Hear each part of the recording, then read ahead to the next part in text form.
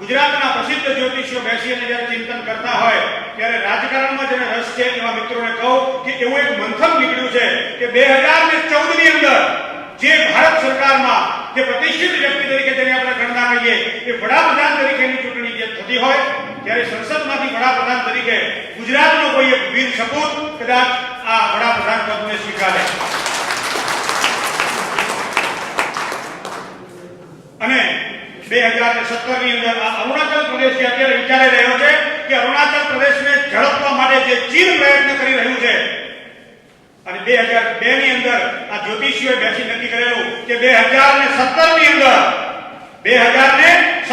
અંદર ચીન અને ભારતનું યુદ્ધ થશે અને એમાં ભારતનો વિજય થશે.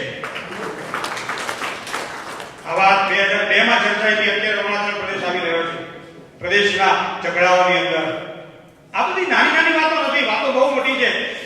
સ્વપ્ન દ્રષ્ટાએ તો એમ પણ કહ્યું છે કે ભારત અને પાકિસ્તાન વચ્ચે જે અત્યારે દિવાલ છે એ દિવાલ હટી જશે અને એક વખત અખંડ ભારતના દર્શન હું તમે કરી શકશો.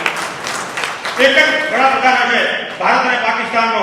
પાકિસ્તાનમાં વિખવાદો થાય, પાકિસ્તાનમાં અરાજકતા સર્જાય અને એ પાકિસ્તાનના મંત્રીઓ અને પાકિસ્તાનની પ્રજા ભારતની સાથે સંલગ્ન બની અને અખંડ ભારતનું એક સ્વપ્ન પણ આપણા જ્યોતિષના આર્ષદ્રષ્ટાઓએ જોયેલું છે ગ્રહોના બળના આધારે.